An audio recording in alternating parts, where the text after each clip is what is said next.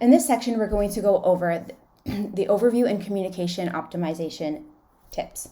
We will deep dive into our board connections and why it's important, customizing deal overview, emails and activities configuration and settings, and automations to improve communication tracking.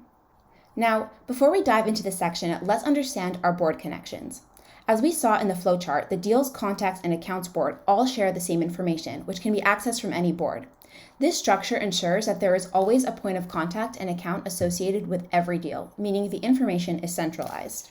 So for example, here with Leilani Kraus, if I go over and open the Overview tab, I can see all of the information about the deal, as well as the deal info card, which is coming directly from this board. And I can also see my tasks, any related contacts here, all from one Overview tab, as if this is her mini dashboard.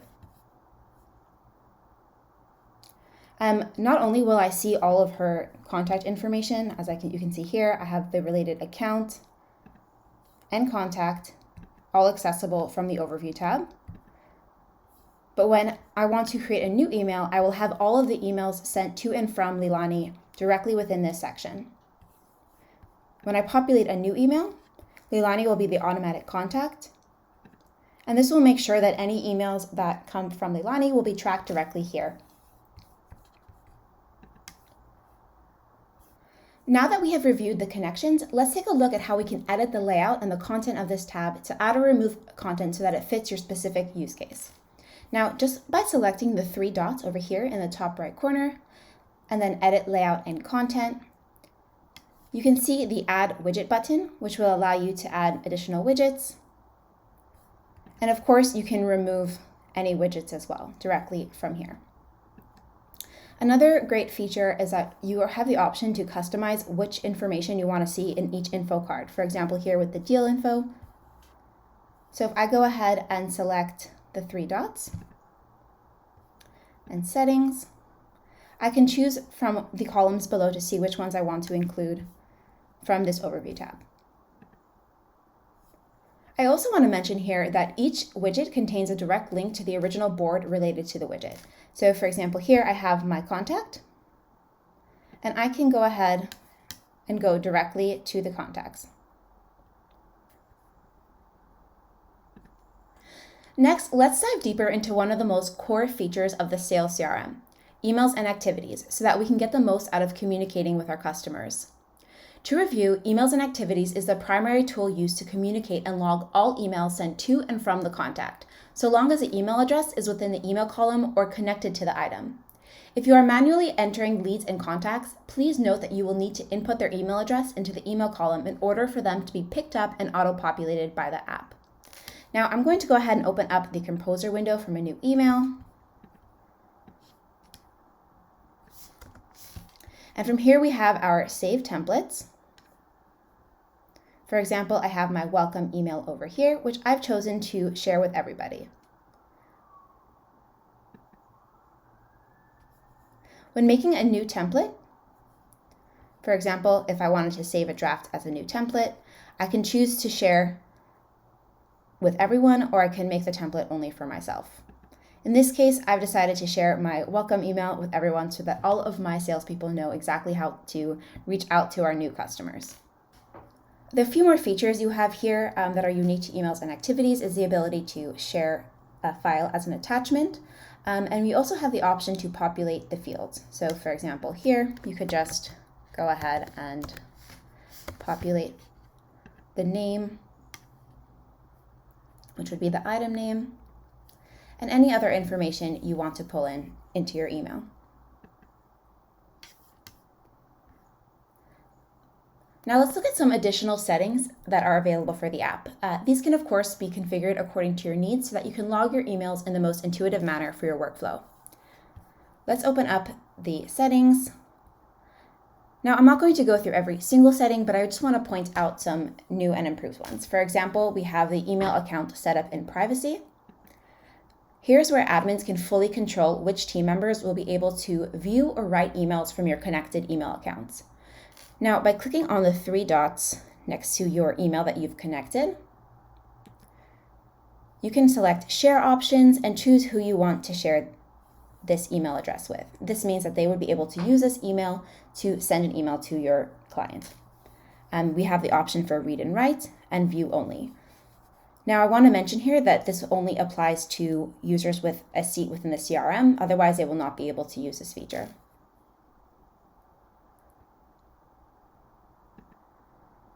And any settings that you've put in place will apply account-wide, not just to the specific emails and activities section that you've set up.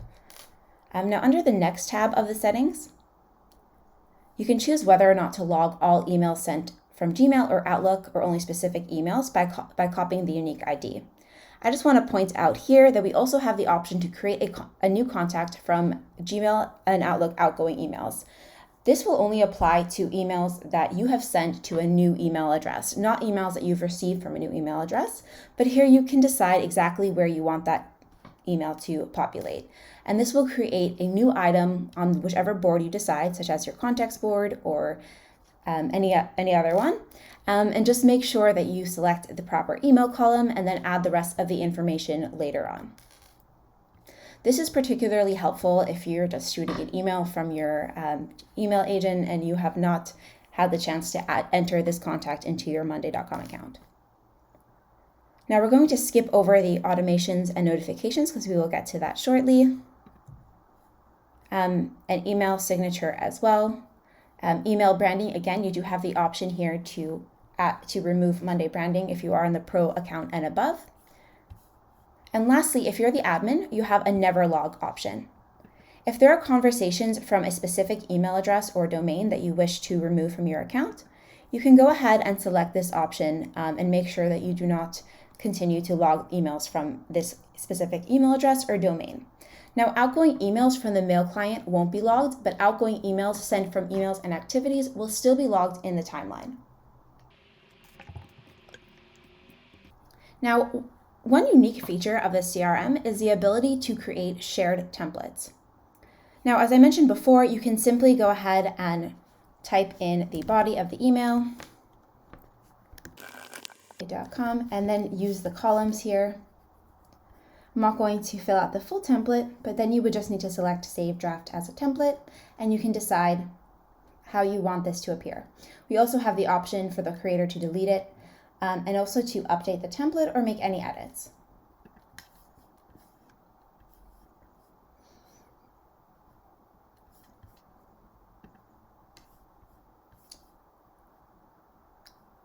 I also wanted to mention here that if you have users who are only on work management, that they would be able to see and use the templates in emails and activities, but they wouldn't be able to create their own. So only users within the monday.com CRM would be able to create their own templates. Okay, great. Now back to our overview tab. Let's just select the little robot in the top right corner.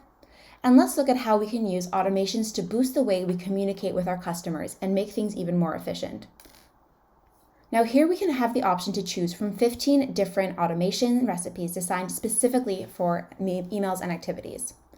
Now we're going to take a look at some common use cases and improvements that we can make using automations. Now, one helpful tool is when an incoming email received from email column, change item status to something. Now this automation will be super helpful, particularly for my team, to keep track of any new emails at a glance directly from the board so that they can be even more efficient at responding. Now in order to use this automation, I actually have to go ahead and add a new status column to my board, which I'm going to call email status.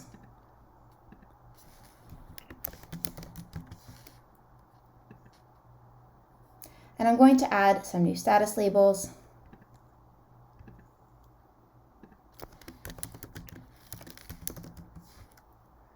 And I will add here email reply, which you will get to in a few moments.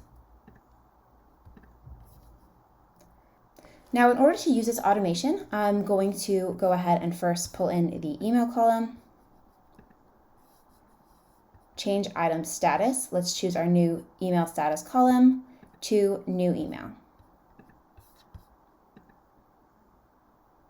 Now let's look at how we can build on this and track when a contact replies to an email we have sent. For this, we have a different recipe to change the status once an email reply is received. So let's go ahead back to the Integration Center.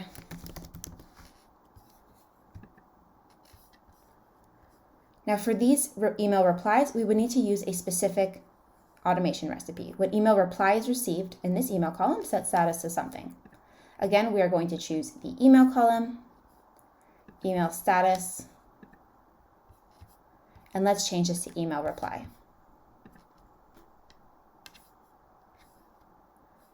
Perfect. Now you can continue to improve this flow by using the status change to trigger additional actions based on this email reply, because as you can see, we only have one recipe from the Integration Center.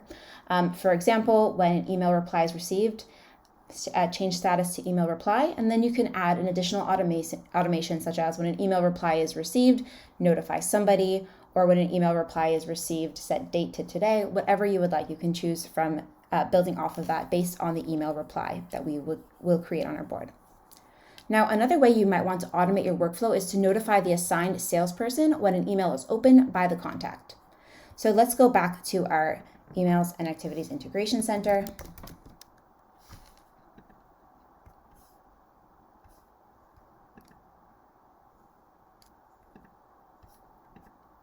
So we are going to choose the People column, and we can actually add a new column directly here. This would be the person assigned to the specific contact, and we can just reach out to them.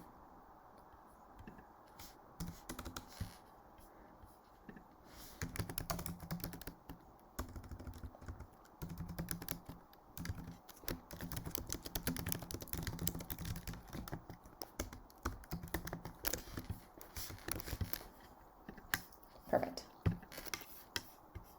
By adding this recipe, each salesperson can stay on top of their communication with the client and follow up accordingly.